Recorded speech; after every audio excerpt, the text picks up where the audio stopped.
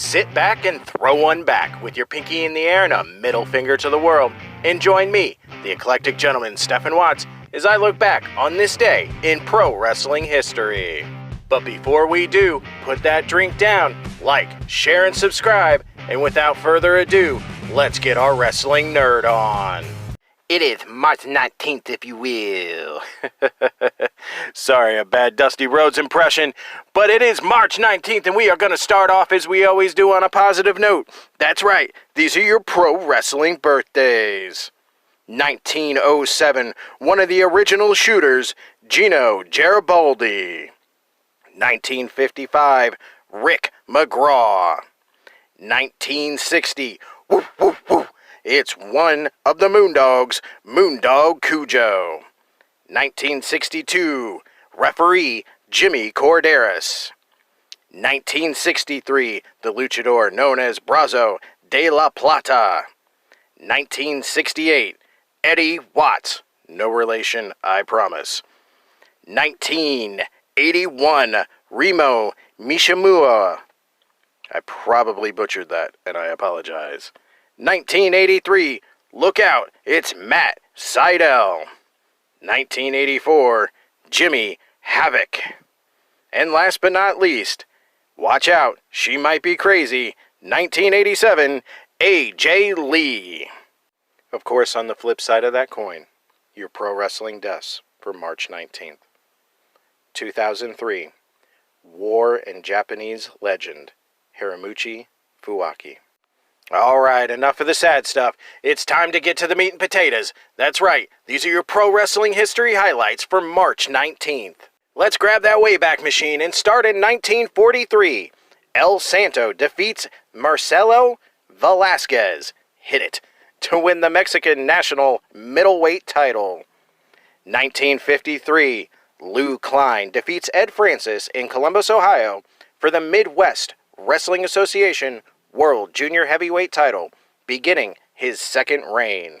1955, Roy McClarty and Pat O'Connor defeat Reggie Lewinsky and Art Nielsen to win the Chicago NWA World Tag Team titles. 1956, Don Evans defeats Bull Curry for the NWA Texas Brass Knuckles title in Fort Worth, Texas, ending Curry's third reign. Grooving into the 60s, 1965, Buddy Fuller and Jesse James defeat the Mysterious Medics to win the Georgia NWA Southern Tag Team titles in Atlanta, Georgia, ending the Medics' second reign. 1968, Tojo Yamamoto defeats Len Rossi for the NWA Southern Junior Heavyweight title in Chattanooga, Tennessee, ending Rossi's fifth reign. Grab your bell bottoms, we're going to the 70s. 1973, Jackie Fargo and Jerry Jarrett defeat Jerry Lawler and Jim White to win the Mid-American NWA Southern Tag Team titles in Memphis, Tennessee, to begin their fourth reign. 1974, the Texan, Blackjack Mulligan, defeats Fritz Von Erich for the NWA American Heavyweight title, ending Von Erich's 11th reign. 1976, Wahoo McDaniel wins the Crockett Cadillac Cup Tournament in Richmond, Virginia, beating out Tiger Conway, Mike DuBois, Jack Evans, Doug Gilbert, Jacques Goulet, Two-Ton Harris, Paul Jones, Klondike Bill, Danny Miller, Angelo Mosca, Blackjack Mulligan, Rufus R. Jones, Johnny Weaver, Bill White, and Tim Woods. Damn, that is a tournament. 1977, the Worldwide Wrestling Federation run an event at the Boston Garden. This show is notable for the Executioners. Who was underneath that mask? Killer Kowalski and Big John Studd. They were defeated, though, by Tony Guerrera and Larry Zbyszko. This would be the only time that Killer Kowalski and Big John Studd were a tag team as the Executioners.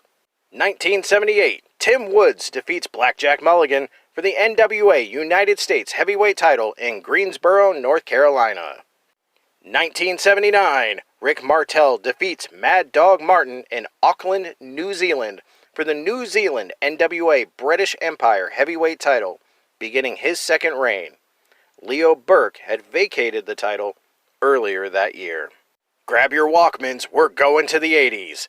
1980, Gypsy Joe and Tojo Yamamoto defeat Rocky Brewer and Pat Rose for the NWA Mid-American Tag Team titles in Nashville, Tennessee, adding to the legend of Gypsy Joe.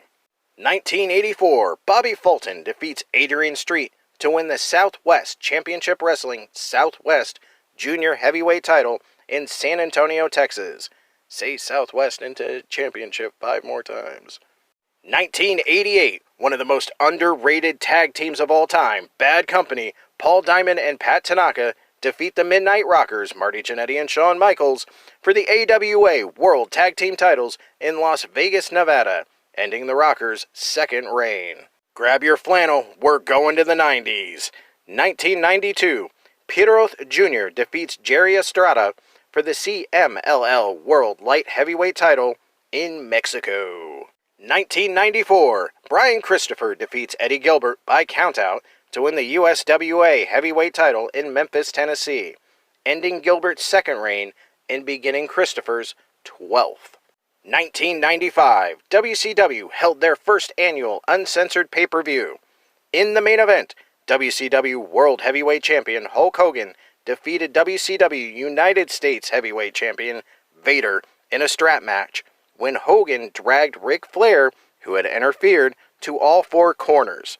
The reason for the unusual finish is neither Vader or Hogan wanted to do a clean job for the other, so they came up with a scenario where Flair would interfere, end up being tied to the strap. And last but not least, and mainly because I used to work for this promoter, John Rambo defeats Jimmy Snuka in a tournament final to win the ECCW Heavyweight title. Those were your pro wrestling history highlights from March 19th. I'm the Eclectic Gentleman, Stephen Watts, and we'll see you tomorrow.